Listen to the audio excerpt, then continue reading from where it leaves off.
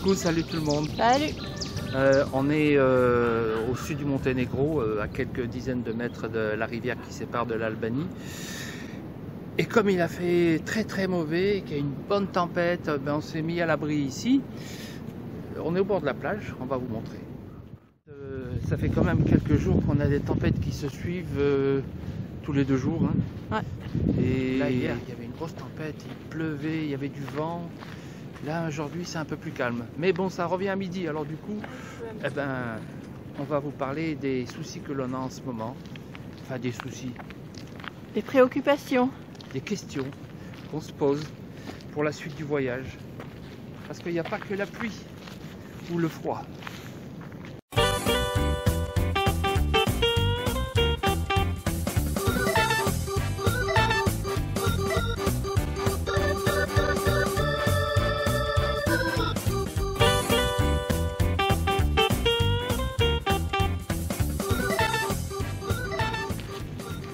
Il y a aussi d'autres soucis, on va dire, de santé. Enfin, c'est pas pour nous, mais on est préoccupé par le coronavirus, car on se demande si les frontières vont pas se fermer devant nous. Ça serait embêtant. Mais il n'y a pas que le virus. Alors voilà la problématique que l'on a, à savoir est-ce que on va ralentir le voyage pour le Caucase, puisque c'est le projet final, en Grèce, ou on continue ce qu'on avait prévu. Et en fait, le problème se pose dès maintenant à l'entrée de l'Albanie, parce que selon si on décide d'aller comme on avait prévu directement vers Thessalonique et la Turquie, on traverse l'Albanie en diagonale. Et si on se dit qu'il vaut mieux retarder les choses et qu'on descend en Grèce, voire dans le Péloponnèse, et on descend tout droit en Albanie en suivant la côte. Alors ce voyage on l'a déjà fait il y a 2 ans, hein. On connaît des bons coins, donc ça nous dérange pas, on connaît même des bons restos, mais bon, c'est pas le projet initial. En fait, on a quand même plusieurs soucis. On n'a pas que le problème du virus, on n'a pas que le problème de la frontière, on a aussi le climat. Il y a 2 ans, quand on est passé, il y a eu des inondations partout, on a été vraiment dérangé. Et comme on est à peu près exactement à la même période, à quelques jours près, on va passer dans les mêmes endroits au même moment. C'est-à-dire avec un potentiel d'inondation. Et on les voit bien ici, il y en a déjà. Oui, il y en a déjà ici. Et puis un potentiel de neige. De toute façon, quelle que soit la route, si on prend la route là, direction Thessalonique, on la connaît pas celle-là. Et apparemment, il y a des zones, il y a des cols à passer. Il y a un plateau à 900 mètres d'altitude. Et d'après la météo, là, on a quand même un peu de risque de neige. Surtout qu'il y a 2 ans, on avait pris un col, on n'avait pas d'équipement particulier pour passer. On est passé de justesse. On a dû faire des mouvements en glissade, il y avait des bus qui passaient difficilement. Heureusement, il y a un chasse-neige qui était passé à ce moment-là et on a pu passer. Mais bon, le coup du chasse-neige, on l'aura pas tout le temps. Hein.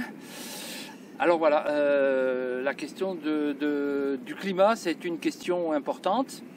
Et puis le problème des frontières, maintenant, ça c'est encore peut-être plus important. Oui. Parce que là, ça a l'air très tendu entre la Grèce et la Turquie, avec le problème des Turcs qui laissent passer les migrants sur l'Europe. Donc ça a l'air à la fois crispé, voire, selon les informations qu'on lit, carrément fermé. Bah oui, on a vu que les zones étaient fermées sur les frontières de la Bulgarie, sur la frontière nord de la Turquie. Nous, le projet, c'est de passer par la partie sud, puisqu'en fait, on ne veut pas aller à Istanbul, qu'on connaît déjà bien, et on veut couper par Izmir et remonter ensuite sur la côte nord de la Turquie. Alors celle-là, pour l'instant, elle n'a pas l'air fermée, en tous les cas, sur les cartes politiques pour l'instant. Ça peut évoluer super vite, mais en même temps, on n'y est pas non plus tout de suite. On va traîner un peu en Grèce. Donc, en fait, si... voilà le trajet, je vous le montre. Alors, enfin, je vous le montre là. Le trajet qu'on va faire, c'est un trajet qui est relativement court si on le fait en direct. C'est-à-dire, en fait, qu'on peut le faire en quelques jours. D'où l'idée que il faut peut-être attendre de voir ce que ça donne, ou y aller, voir qu'on peut pas passer et revenir, parce que bon, après tout, la Calcisique c'est pas mal aussi, hein, donc on peut y aller, revenir, et puis revenir en Grèce. Ça change complètement le voyage, du coup ça bloque la Turquie. Plus de Caucase. Alors l'autre problème, c'est que si on arrive à rentrer en Turquie, il ne faut pas qu'on reste coincé en Turquie.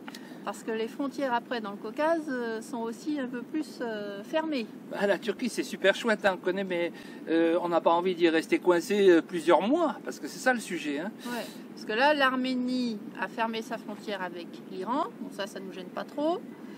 La Géorgie par contre a sérieusement resserré les contrôles avec l'Azerbaïdjan. Donc là, si on ne peut plus passer, c'est compliqué. Et puis si on reste coincé enfin bon, on peut imaginer un tas de trucs. Oui, on peut imaginer un tas de trucs. Le pire, ça serait de rester coincé en Turquie, qu'on puisse aller nulle part ailleurs, parce que le Caucase est enfermé, la Grèce est enfermée, on est bloqué au milieu, quoi. On peut plus s'en sortir. Ouais. Quoique, il y ait des bateaux qui permettraient de rejoindre l'Ukraine éventuellement, en tous les cas de la Géorgie, c'est sûr, oui. Puisque c'est notre projet. Après, bon. Bah, quitte à être coincé, je préférerais être coincé en Grèce, moi. Ah, moi aussi, il n'y a pas de souci, je préfère être coincé en Grèce, même si en Grèce, on serait obligé d'y être l'été, parce que là, on est encore au mois de mars, et on sait très bien que nous, on apprécie la Grèce, c'est avril-mai, quoi. À partir de juin, déjà, c'est tendu, juin, juillet, août, alors là, il y a trop de monde, mais bon. Il y a trop de monde, on a déjà fait ça plusieurs fois, c'est pas possible. Mais on serait obligé. Voilà, c'est la question qu'on se pose. Alors, qu'est-ce qu'on fera? Et après, il y a aussi le coronavirus qui va aussi peut-être nous contraindre, parce que la frontière de la Turquie, c'est pareil avec le coronavirus. Ils ont l'air de resserrer de plus en plus. Ils interdisent le transit à tous les gens qui viennent de zones où le coronavirus est repéré. Donc nous, on est passé par l'Italie. On a quand même sur le passeport un tampon du Monténégro avec la date. Donc on voit que ça fera plus de 14 jours, mais c'est pareil, ça a l'air d'évoluer de jour en jour et c'est de plus en plus strict. Donc, ça fait ça fait presque un mois qu'on était en Italie, donc ça fait même plus d'un mois. Donc normalement on n'est pas contaminé, en tous les cas on n'en a pas les symptômes. Et puis surtout, on peut aussi prendre le virus des autres. Alors, on a croisé quelques à Dubrovnik, des groupes de touristes, il y en avait quelques-uns. Heureusement, il n'y a pas beaucoup de touristes, donc pour nous, c'est le danger, il vient de là. On fait attention de ne pas être dans la foule, on se lave les mains. On a toujours le petit gel hydroalcoolique dans la poche quand on touche les portes des églises, des machins. On ne se touche pas 10 fois par jour le visage, on fait très attention. Donc, normalement, on ne va pas être contaminé et on ne va surtout pas contaminer les autres. Enfin bon, on espère. Et il semble qu'on soit clean et on veut le rester. Mais seulement, bon voilà, on va pas. Après, face à un garde-frontière turc, je ne sais pas si on peut beaucoup négocier. Et discuter. Et discuter. Mais bon, on verra. On vous tiendra au courant. Hein. On vous tiendra au courant. Et puis, pour l'instant, vous allez voir peut-être dans un deuxième temps, après cette vidéo, les vlogs qu'on a fait de manière antérieure, parce qu'en fait on les a pas préparés, et comme aujourd'hui on est dans un coin où on peut rester quelques temps avant qu'il pleuve, parce qu'il est prévu qu'il pleuve encore demain, donc quand c'est comme ça, on peut rien faire d'autre que on est coincé, donc du coup on fait des vidéos, on va rattraper le retard sur la Croatie. Donc Elodie est en train de travailler dessus. Et puis il nous restera peut-être un petit coup de Monténégro. Monténégro, les Bouches de Kotor. Et puis après on aura l'Albanie, mais peut-être que l'Albanie, ça veut dire qu'on aura déjà répondu à une partie des questions qu'on se pose maintenant. Eh ben, on vous dit à bientôt. Allez, ciao. En bonne santé. Gardez-vous bien. Bye.